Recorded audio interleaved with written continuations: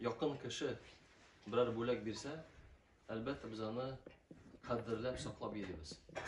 Hem de ni derecede o kişi bize yakın, şul derecede elbette biz o elbirini kaddirlep tutabız. Lakin bu dünyada bulsun, ahirette bulsun mu, Allah'dan da bize yakındırak bir kim yok. Köp mü bizni ni derecede bizni eniyetleri biz yaratmasın, elbette kişiler arasında alıp bizni yaratan kişiler. Lakin Allah'ın muhabbeti bilen bizge karata çağıştırıp bulmayın. Çünkü Allah muhabbetin büyük zor derecede, hatta biz onu göz aldığımızda da getiremiyoruz. Hem de şul Allah subhanahu ve teala bizge nasip etti şul cuma günü, biz yaşayan şekilde. Hem devam etimiz. Allah subhanahu ve teala şunday nimet birdi, cuma günü, elbette umuman bütün günlerde, lakin cuma günü husus ravuşta. Tağı da kubrak salavat aytırak gerek. Çünkü Peygamberimiz Muhammed sallallahu aleyhi ve sellem ete, Enes bin Malik'ten kile, o hadis.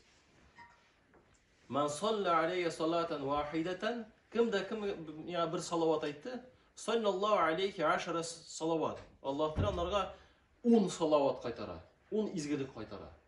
Ve huttat lehu aşara hatiat. Şunlarga 10 günahın hatasını gafı ite. Ve rufiat lehu aşara derecet. Hem onu 10 dereceye götüre.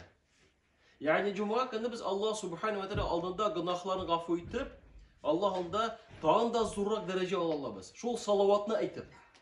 Jengil bit. Şonkıra şul ravuşta karasak, teki kağıda bir kişi aytabit. Kubrak işlesen şul kubrak derecede acı soğuk bula. Yok kardeşlerim. Mene namazı şaşlasak, o bit ağır iş değil. Lakin savabı en zor derecede. Mında da salavat jengil aytırga. Allahümme salli ala Muhammed ve ala ali Muhammed. Hem başka türlü salavatlar elbette var. Jengil buğay. Lakin 10 salavat kaytı Allah'dan özünden. 10 günahlar gafı etile. Hem 10 dereceye Allah Teala bizni götüre.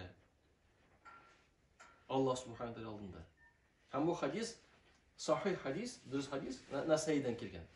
İkinci nasa kardeşlerim, bugün size aytasım ki de her bir cuma aldan ferişteler yazarlar kim cuma kile. Hem ni derecede kişi yeterekkiler şol derecede savabı da kubrak bular. Lakin imam minberge kilu bilen, oturu bilen, ferişteler kitapların yabalarda hem özleri tanımaya başladılar.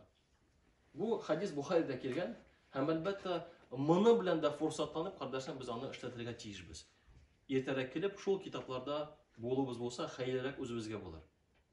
Hem tamam bir kızık nasa kardeşlerim, Cuma gün ul elbette nur günü hem Peygamberimiz Muhammed sallallahu aleyhi ve sellem bize haber bire.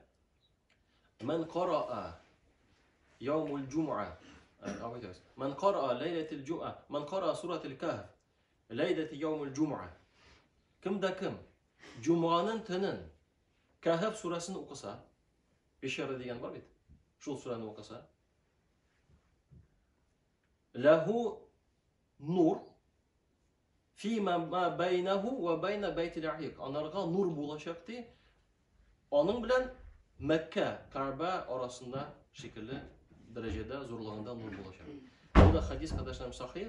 Hem de eğer de biz bütün söylegen kaidelerini, söylegen bulaklarını iske alıp Cuma'ya hazırlansek kardeşlerim, ne derecede zor sevap alalım bizge.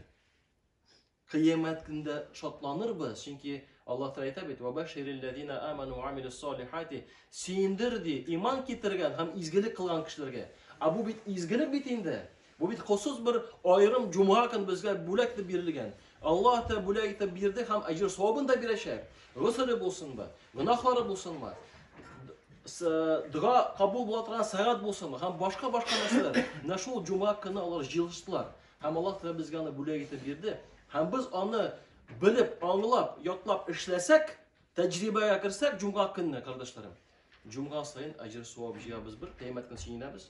İkinci yaktan bu dünyada da özü bizge kardeşlerim nur bulup kaytaşak.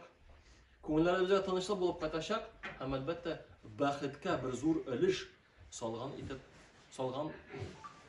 salganlardan buluruz kardeşlerim. Şu an Allah Teala her birimizge de şol Cuma günü turunda unutmazka nasip etseydi, hem elbette onlara ezirlenirge. Kardeşlerim bu gadi nerseler elbette. Lakin dinimizde küp nerse gadi. Şol gadi nerseni turmuşkana kırtırga gerek. Anlap işlerge gerek. Ajir savabının derecesini anlap işlese kardeşlerim, umtulabız, tırışabız. Kim aldığında? Kişi aldığında tüge. Allah Rabbimiz aldı. Bizge ayaklar birgen, kollar birgen, zihin birgen, bütün birgen nimetlerini.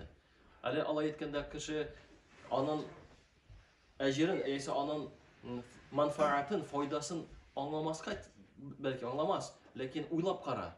Ayaklar, kollar diyende, eğer de onlar sende bulmasa nişisin. Mına şunda sen anlay başlaysın. Kim aldığında sen ecir savab yiyeceksin. Çünkü kıyamet günü matur tip yaşaysız gelecek. Cennetke hesapsız kirasız gelir. Hul kızlayan yanına bulası gelir. Lakin sen onlara ezirledin mi yok mu?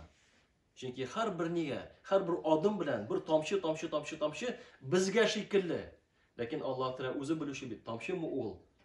Kup su mu ol? Ecir savab yanından. Ol bir ecir mi? Ya emel ol zor ecir mi? Biz elbette kıymetken görürüz. Allah Teala her birimizge de şol cuma günü köbrek ecir savab jiyip şol cennetke kirge her birimizge sebep olup tursaydı. Subhanakallahumma bihamdik la ilahe illa ente estağfiruke ve etûbü